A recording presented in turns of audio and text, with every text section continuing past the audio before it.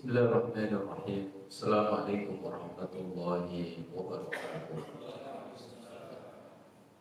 Alhamdulillah wa kafa.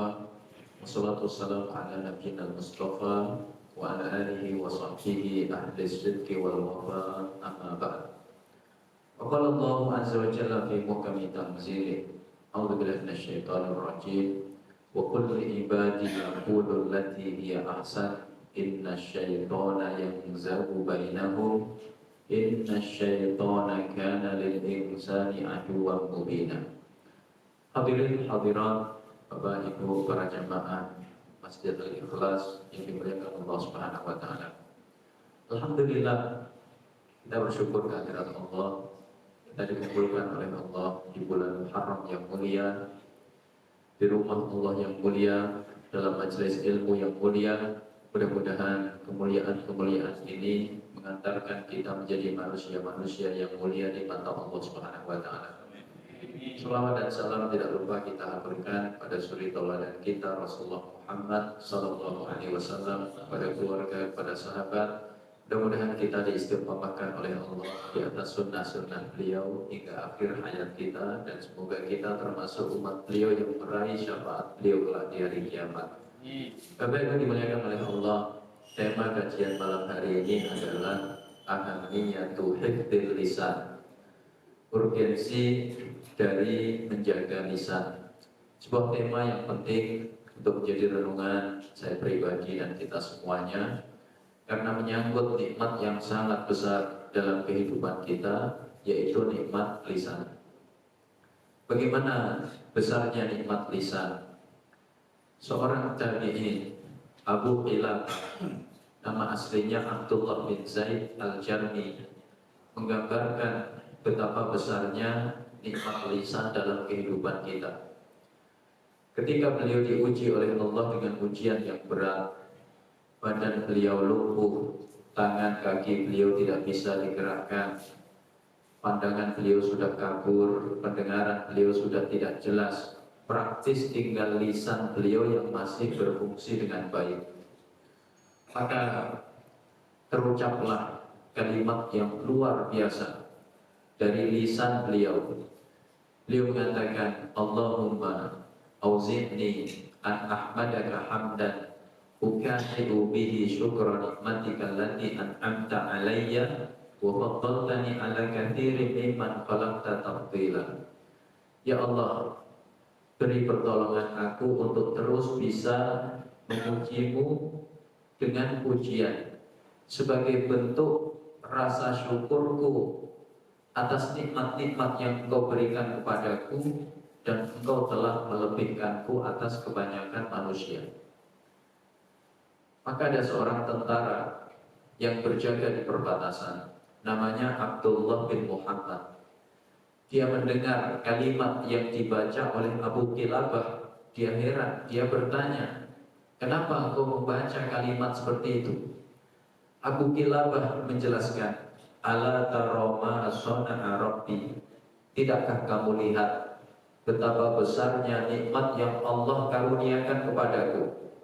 Lau arsalas sama'u alayya naran fa'ahraqatni wa amaral jibala fadammaratni wa amaral arda fagharat wa amaral bihara fagharaqatni wa amaral arda fabala'atni mazdattu li rabbi illa syukra lima an'ama alayya min lisani hadha. Andaikan langit menurunkan api lalu membakarku, kemudian Allah perintahkan gunung untuk runtuh kemudian menguburku, Allah perintahkan laut untuk menenggelamkanku, Allah perintahkan bumi untuk menelanku, aku akan terus menambah rasa syukurku kepada Allah, karena Allah masih memberiku nikmat lisan. Begitu gambaran betapa besarnya nikmat lisan dalam kehidupan manusia. Kenapa seorang Abu Qilabah di tengah ujian yang bertubi-tubi tetap memuji kebesaran Allah karena masih punya nikmat lisan? Karena nanti di hari kiamat ada orang yang dimasukkan oleh Allah ke dalam surga, diampuni kekhilafan-kekhilafannya, itu disebabkan amalan lisannya. Disebutkan dalam hadis yang panjang, innallaha sayukhallisu rajulan min ummati yaumal qiyamah ala ru'usil khalaiq. Nanti Allah akan bebaskan salah seorang hambaku di hari kiamat di hadapan seluruh makhluk Allah. Fayansyuru lahu tis'an wa tis'ina sijillan kullu sijillin maddul basar. Allah memberinya 99 catatan. Setiap lembar catatan itu sejauh mata memandang. Orang ini pesimis dengan catatannya karena ibarat rapor merah semua. Maka Allah mengingatkan, innalaka indana hasanatan wahidah. Kamu masih punya satu kebaikan di sisiku. Fa innahu la dzulma 'alaikal yaum. Sungguh tidak ada kezaliman atas dirimu hari ini. Apa kebaikan orang itu? Yaitu dia pernah mengucapkan la ilaha illallah. Fa yuqta lahu bitaqah maktubun fiha la ilaha illallah. Maka diberikan kartu kepadanya, tertulis di kartu itu la ilaha illallah. Orang ini masih pesimis. Dia berkata, ya Rabb, ma hadhil bitaqah amama hadhihi sijillah. Apalah arti kartu ini dibandingkan catatanku sejauh mata memandang. Fayudha'ul bitaqah fi kifatin was sijillat fi kifatin ukhra. Fatoshatis sijillat wa thaqulatil bitaqah.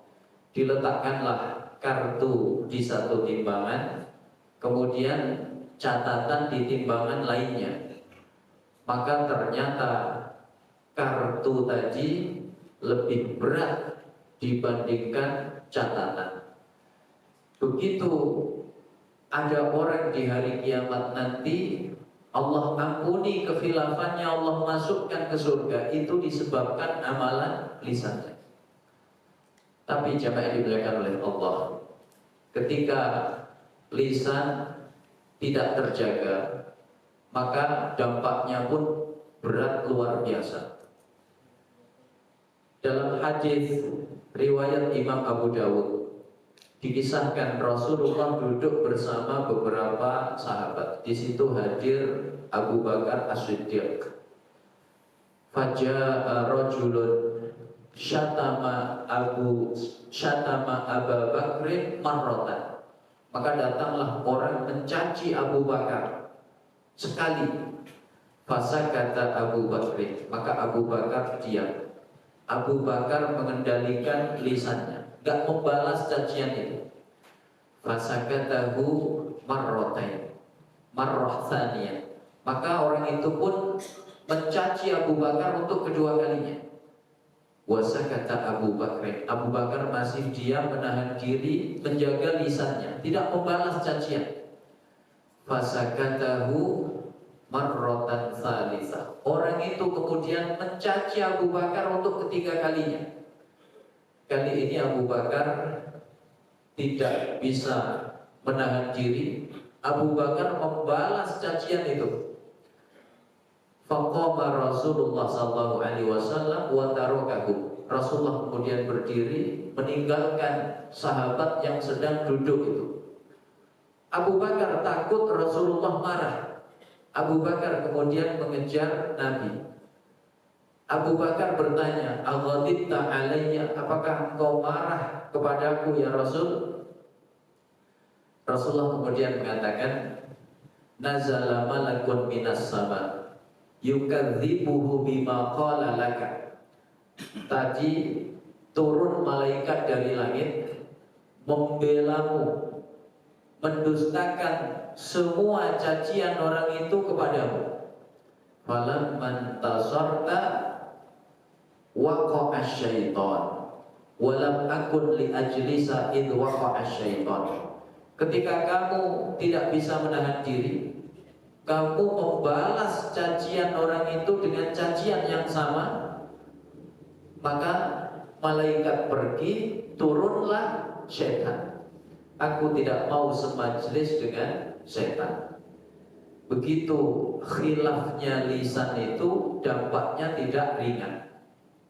Dalam hadis yang lain juga diriwayatkan oleh Imam Abu Dawud dan juga Imam Tirmidzi. Satu ketika Rasulullah duduk bersama Aisyah radhiyallahu anha. Maka datanglah istri Nabi yang lain, yaitu Safiyah bintu Huyai. Maka Aisyah ini cemburu. Tapi Aisyah khilaf. Aisyah berkata, "Ya Rasulullah, hasbuka min Safiyah hakata." Ya Rasul, Safiyah itu kan begini. Maknanya apa, Pak? Pendek. Aisyah mengomentari fisik Safiyah.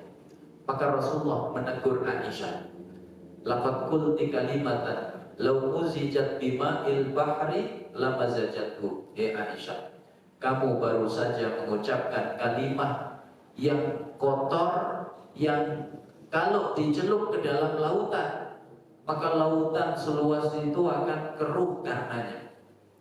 Begitu khilafnya lisan itu dampaknya tidak ringan.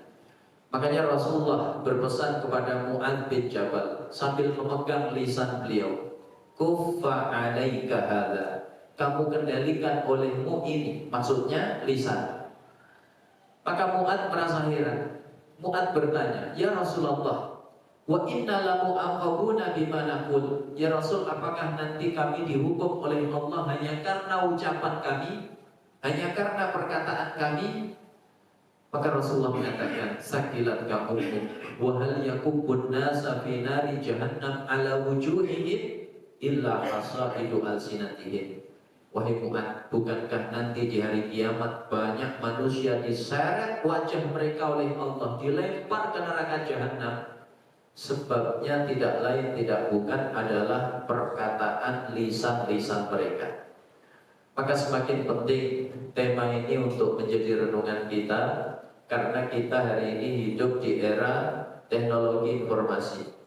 Lisan kita bukan cuma yang di mulut, tapi ujung jari kita hari ini adalah perwakilan lisan-lisan kita. Imam Al-Ghazali yang hidup di abad kelima itu sudah mengingatkan, fa'innal qalam ahadul lisanain. Ketahuilah, qalam, ya, pena itu salah satu dari dua lisan. Zaman itu untuk mengungkapkan sesuatu itu hanya pakai pena. Beliau sudah mengingatkan, pena itu salah satu dari dua lisan. Apa yang ditulis itu ada hisabnya di sisi Allah Subhanahu wa taala. Orang hari ini kalau sudah soal medsos, soal dunia maya, beranggapan itu area yang bebas hisab. Seolah-olah orang boleh menulis apapun di sana, berbicara apapun di sana, tanpa dihisab oleh Allah. Padahal medsos itu perwakilan lisan-lisan kita. Apa yang kita tulis, apa yang kita komen, apa yang kita share, seluruhnya ada hisabnya di sisi Allah Subhanahu wa taala. Jangan dimuliakan oleh Allah. Apa saja urgensi menjaga lisan? Pertama, hifdzul lisan min asbabi istiqamatil jawari. Menjaga lisan itu sebab istiqomahnya seluruh anggota badan. Mata, telinga, tangan dan kaki itu seluruhnya akan istiqomah kalau lisannya istiqomah. Maka Rasulullah ingatkan dalam hadis riwayat Imam Tirmidzi, kata beliau, "Idza asbaha ibnu Adam fakullul a'dha tukaffirul lisan." Ketika manusia berada di pagi hari, maka seluruh anggota tubuh, mata, telinga, tangan, kaki, itu seluruhnya memelas kepada lisannya. Kata anggota tubuh itu, ittaqillaha fina, ini istaqamta istaqamna, wa ini wajajta wajajna. Wahai lisan, bertakwalah kamu kepada Allah terkait urusan kami. Kalau kamu istiqamah, kamu taat kepada Allah, kamu lurus, kami pun ikut lurus, ikut istiqamah, ikut taat pada Allah. Tapi kalau kamu bengkok, tidak taat kepada Allah, kami pun ikut bengkok, ikut tidak taat kepada Allah. Bapak ketika mengalami kemacetan di jalan, sudah cuaca panas, AC pas mati, kemudian mobil diserempet motor, gores dari bagian belakang sampai depan, langsung terbayang ini 5 panel, satu panel 500.000. Karena Bapak ahli pengajian, maka yang terucap dari lisannya kalimat-kalimat thayyibah. Astaghfirullah, la haula wala quwata illa billah. Maka lihat, seluruh anggota tubuh ikut istiqomah, ikut terkendali. Mata tetap teduh, wajah tetap sedap dipandang, tangan terkendali, kaki terkendali, detak jantung masih normal. Apa sebabnya? Lisannya terkendali. Tapi orang yang nggak pernah ngaji di sini nggak ada, Pak. Di luar kadang ada. Begitu mengalami kondisi seperti tadi, yang keluar dari lisannya bukan kalimat-kalimat thayyibah, tapi nama-nama penghuni ragunan. Dari kandang paling depan sampai kandang paling belakang di murojaah satu-satu. Tidak ada yang terlewat satupun. Maka begitu lisan tidak terjaga, lihat seluruh anggota tubuh tidak terkendali. Mata menjadi tajam, kemudian wajah mengeringan, padahal aslinya ganteng tampan. Tapi begitu lisan tidak terkendali, wajah seram, orang takut melihat. Kemudian tangan kaki tidak terkendali, detak jantung gak normal, kecepatannya 100 km per jam. Semuanya diawali dari apa? Lisan. Ini pentingnya menjaga lisan. Makanya Allah mengingatkan kita di surat Al-Ahzab, ayat yang sering sekali kita dengar, ayat 70 dan 71. Ya ayyuhalladzina amanu taqullaha wa qulu qawlan sadida yuslih lakum a'malakum. Hai orang-orang yang beriman, bertakwalah kepada Allah. Katakan perkataan yang baik, perkataan yang benar. Niscaya Allah perbaiki amal-amal kalian. Jadi baiknya perilaku kita hari ini itu berhubungan erat dengan baiknya lisan kita. Lisan terjaga, maka insya Allah perilaku baik. Tapi lisan kok tidak terjaga, maka dijamin perilakunya pasti jelek. Ini pertama. Kedua, Bapak Ibu dimuliakan oleh Allah, apa urgensi menjaga lisan? Hifdzul lisan iqtida'un bil anbiya was salihin. Menjaga lisan itu dalam rangka meniti jalan para nabi dan orang-orang saleh terdahulu. Para nabi itu manusia-manusia yang lisannya selalu terjaga. Dalam keadaan apapun, artinya sekacau apapun suasana hati, lisan tetap terjaga. Kadang kita hari ini ketika suasana hati gak enak, maka lisan tidak terkendali. Atas nama emosi, atas nama sedih, maka lisan kadang tidak terkendali. Para nabi gak seperti itu. Para nabi itu sesedih apapun, semarah apapun, lisan terkendali. Nabi berdakwah ke negeri Taif, dilempari batu, berdarah-darah kaki beliau. Bapak kalau berdakwah dilempari batu, marah apa tidak? Maka lihat, bahkan datang malaikat penjaga gunung menawarkan Nabi, gimana kalau aku lempari penduduk Taif itu dengan 2 gunung yang besar? Kata Nabi, jangan.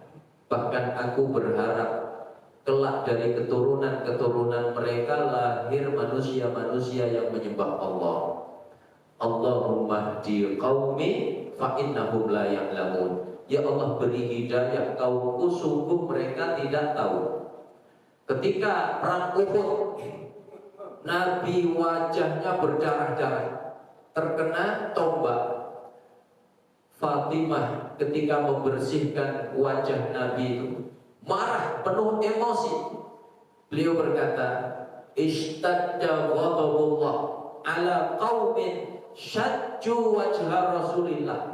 Amat dahsyat kemurkaan Allah kepada kaum yang berani melukai wajah Nabi.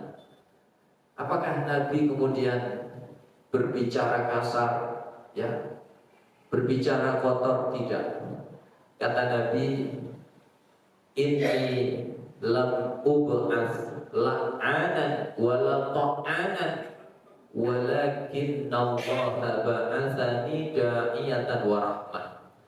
Aku ini tidak diutus sebagai tukang laknat, tukang caci maki, tapi aku diutus sebagai dai dan penebar rahmat. Lalu Nabi mendoakan umatnya, Allahumma hdi qaumi fa innahum la ya'lamun. Ya Allah, beri hidayah kaumku, sungguh mereka tidak tahu. Ketika Nabi sedih, diwafatkan putra beliau namanya Ibrahim. Air mata Nabi tumpah deras. Sahabat keheranan. Maka Nabi mengatakan, innal aina la tadma wa innal qalba la yahzan walakin la yantiqu hadzal lisan illa ma yurdi rabbahu. Air mata ini tumpah, hati ini sedih luar biasa, tapi lisan ini tidak akan pernah mengucapkan kalimat kecuali yang diridhoi oleh Allah. Makanya disebutkan dalam hadis, lam yakunin Nabi sallallahu alaihi wasallam fahishan wala mutafahishan wala sakhaban fil aswaq wala yajzi sayyi'ah bis sayyi'ah. Adalah Nabi manusia yang tidak pernah berbicara kotor, tidak pernah teriak-teriak di pasar-pasar, tidak pernah membalas keburukan dengan keburukan. Ini akhlaknya Nabi, bersungguh-sungguh menjaga lisan beliau.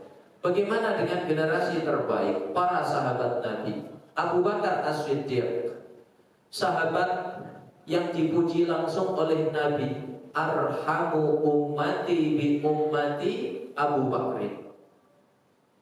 Umatku yang paling penyayang kepada umatku itu Abu Bakar. Abu Bakar sering meletakkan kerikil kecil di lisan beliau. Lalu beliau mengatakan, hadzal ladzi awradanil mawarid. Inilah perkara yang sering menjatuhkanku dalam keburukan yang banyak. Jadi kalau ada bapak-bapak di sini kemana-mana kok ngemut permen, ngaji ngemut permen, nah itu insya Allah dalam rangka mencontoh Abu Bakar As-Siddiq supaya lisannya terkendali. Umar, manusia yang juga dipuji Nabi, wa asyadduhum li hukmillah, umatku yang paling dahsyat membela hukum Allah itu Umar. Umar juga berhati-hati dengan lisannya. Maka beliau berkata, Man kathura kalamuhu kathura saqatuh. Siapa yang banyak bicaranya, maka banyak tergelincirnya.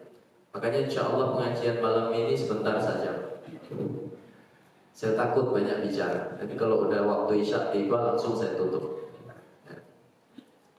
Ini Umar, Abdullah bin Mas'ud radhiyallahu anhu. Beliau mengingatkan kita pentingnya menjaga lisan. Kata beliau begini, ma ala wajhil ardi syai'un ahwaju ila sijnin tawil min lisan. Tidak ada sesuatu pun di muka bumi ini yang lebih butuh untuk dipenjara dalam waktu yang sangat lama seperti lisan. Ini generasi sahabat bersungguh-sungguh menjaga lisan mereka. Kita mundur ke belakang, generasi tabi'un tabi'in. Siapa yang tidak mengenal Imam Fudail bin Iyad, ahli ibadah dua kota suci Makkah dan Madinah. Sampai Ibnu Mubarak menulis syair, ya abidal haramain lau absartana la alimta annaka fil ibadati tal'abu. Hei ahli ibadah dua kota suci Makkah dan Madinah, kalau engkau menyaksikan amal kami, maksudnya jihad fisabilillah, niscaya engkau akan melihat amal-amalmu itu tidak lebih sekedar mainan. Jemaah dimuliakan oleh Allah, Imam Fudail bin Iyad mengingatkan, la hajja wala jihada asyadda min habsil lisan.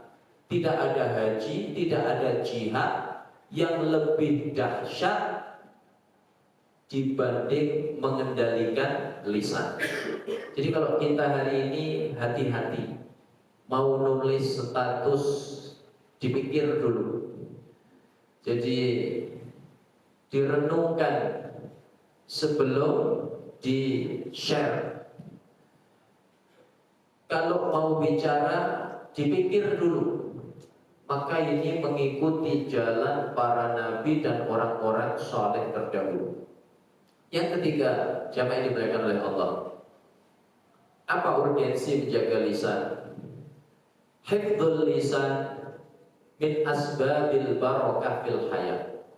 Menjaga lisan itu sebab keberkahan hidup. Orang kok menjaga lisan, yang keluar dari lisannya hanya kebaikan, maka insya Allah hidupnya penuh keberkahan. Bahkan yang merasakan keberkahan bukan cuma orangnya saja, tapi sampai keturunan-keturunannya merasakan keberkahan itu. Maka Allah isyaratkan di surat An-Nisa ayat yang ke-9, wal yakhshal ladzina law taraku min khalfihim dzurriyyatan dhi'afan khafu 'alaihim falyattaqullah wal yaqulu qawlan sadida. Hendaknya mereka takut kepada Allah jika sampai meninggalkan keturunan-keturunan yang lemah. Ayat ini konteksnya warisan. Berarti lemah yang dimaksud adalah lemah secara ekonomi. Jadi khawatir jangan sampai kita meninggalkan keturunan yang lemah secara materi, secara ekonomi. Kenapa? Kadal faqru ayyakuna kufran. Sering kefakiran itu menjatuhkan seseorang pada kekufuran. Bapak baca berita hari ini, saudara kita dimurtadkan. Apakah dengan emas batangan? Apakah dengan kursi, misalnya kursi menteri, kursi komisaris? Tidak. Tapi dimurtadkan dengan sesuatu yang teramat murah. Hanya dengan sembako bisa murtad. Makanya betul hadis Nabi tadi, kefakiran itu sering menjatuhkan seseorang pada kekufuran. Makanya setiap kita hendaknya takut kalau meninggalkan keturunan yang ekonominya lemah. Maka ulama tafsir mengambil pelajaran, kalau sekedar meninggalkan keturunan yang lemah ekonomi, kita harus takut, apalagi kalau lemah intelektualnya, sehingga mudah diprovokasi, mudah diadu domba. Apalagi jika meninggalkan keturunan yang lemah keimanannya, lebih berbahaya lagi. Maka bagaimana supaya selamat dari meninggalkan keturunan-keturunan yang lemah? Allah hadirkan dua solusi. Falyattaqullah wal yaqulu qawlan sadida. Hendaknya mereka bertakwa kepada Allah, hendaknya mereka berbicara yang baik, berbicara yang benar. Jadi disejajarkan oleh Allah dengan ketakwaan. Makanya salafun salih dahulu mencari keberkahan untuk keturunan-keturunan mereka. Itu caranya dengan meningkatkan ketakwaan kepada Allah. Di antaranya qiyamul lail. Sahabat Abdullah bin Mas'ud selesai qiyamul lail, beliau pandangi anaknya. Kata beliau, min ajlika ya bunai, aku qiyamul lail seperti ini dalam rangka mencari keberkahan dari Allah untukmu wahai anakku. Begitupun generasi berikutnya. Kalau tadi sahabat, kita mundur ke belakang, tabi'in. Sayyidut tabi'in namanya Sa'id ibnul Musayyib, dijuluki Sayyidut tabi'in oleh penduduk Madinah. Menantunya sahabat Abu Hurairah. Beliau itu diriwayatkan 50 tahun wudu isya dengan wudu subuh jadi satu. Malamnya hidup dengan qiyamul lail. Jadi kalau ada jamaah Al-Ikhlas, kok 50 tahun wudu isya dengan wudu subuh jadi satu. Nah, ini mengikuti Sa'id ibnul Musayyib, Sayyidut tabi'in. Beliau setelah qiyamul lail, beliau pandang anaknya, min ajlika ya bunai, aku lakukan ini untuk mencari keberkahan dari Allah untukmu wahai anakku. Begitupun ulama-ulama di masa berikutnya. Imam Ibnul Jauzi, ya. Al-Imam Abul Faraj Ibnul Jauzi yang hidup di abad ke-6, itu diriwayatkan sering sekali menjaga sholat sunnahnya. Sekalipun usia beliau sudah sepuh, sudah sering sakit, anak-anaknya heran. Anak-anaknya bertanya, wahai ayah, kenapa engkau masih rajin sholat sunnah padahal engkau sering sakit? Apa jawaban beliau? Ini aku lakukan dalam rangka mencari keberkahan dari Allah, supaya setelah aku wafat kehidupan kalian dijaga oleh Allah. Maka beliau baca ayat 82 surat Al-Kahfi yang sering kita baca di hari Jumat. Wa ammal jidaru fakana li ghulamaini yatimaini fil Madinah wa kana tahtahu kanzul lahuma wa kana abuhuma salihah. Adapun dinding itu kenapa aku tegakkan? Kata Nabi Khidir, di bawahnya ada harta simpanan milik dua orang anak yatim yang tinggal di sebuah kota yang dulu ayah mereka ayah yang soleh. Kata Imam Ibnu Katsir, ayat ini isyarat orang tua yang soleh keturunannya diberkahi oleh Allah. Maka sebagaimana dengan ketakwaan keturunan kita diberkahi oleh Allah, sama dengan menjaga lisan keturunan kita juga diberkahi oleh Allah. Makanya disejajarkan, falyattaqullah wal yaqulu qawlan sadida. Ini yang ketiga. Yang keempat, siapa yang dimuliakan oleh Allah? Apa urgensi menjaga lisan? Hifdzul lisan min asbabin najati min nazghi syaitan. Menjaga lisan itu sebab kita diselamatkan oleh Allah dari perpecahan yang dimunculkan oleh setan. Kita umat manusia itu punya musuh abadi. Permusuhan kita dengan setan itu sepanjang sejarah umat manusia, dari zaman bapak kita Nabi Adam alaihissalam, manusia pertama, sampai manusia terakhir, semuanya punya musuh utama, yaitu setan. Maka setan itu diantara hobinya memunculkan perpecahan di tengah-tengah kehidupan manusia. Suami ribut sama istri, itu kerjaan setan, ya. Makanya kalau ada suami kok dikit-dikit minta pisah, istri masak keasinan dikit pisah, istri sehari belum mandi bau asap pisah, itu suami yang digoda oleh setan. Begitupun sebaliknya, ya. Tetangga ribut dengan tetangga, itu kerjaan setan. Termasuk di masjid, kok ada orang sukanya ribut, pengurus dengan pengurus yang lain kok ribut, itu kerjaannya siapa Pak? Setan, ya. Apa pintu setan memunculkan perpecahan di tengah kehidupan manusia? Yaitu tergelincirnya lisan-lisan kita. Makanya Allah memberi isyarat dalam surat Al-Isra ayat 53 yang saya baca di muqaddimah tadi.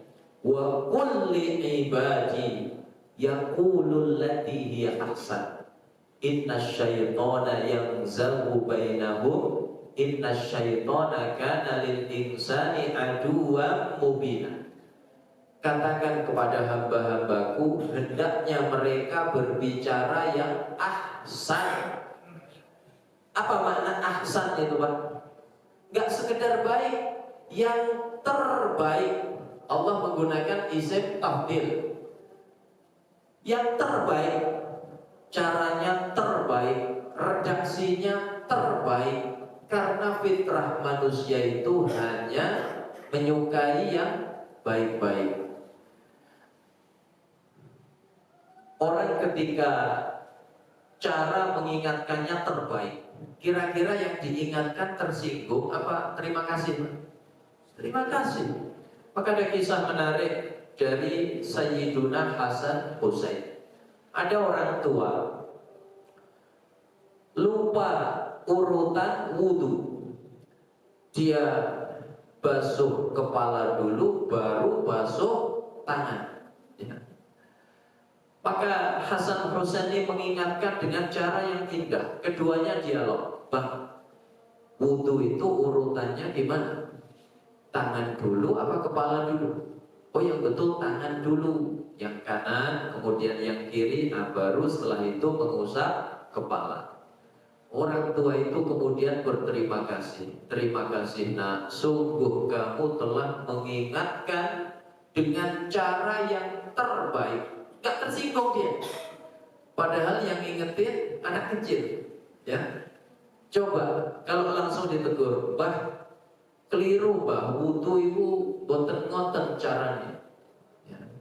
Bocah cilik sok tahu, ya. Gak terima dia. Tapi kalau caranya terbaik, maka dia pun menerima. Kemudian redaksinya terbaik. Ini saya yakin banyak orang Jawa. Dalam falsafah Jawa itu, bahasa itu ada ngoko, ada kromo, ada kromo inggil. Ngoko itu kawan ke kawan seusia, kromo kepada yang lebih tua sedikit.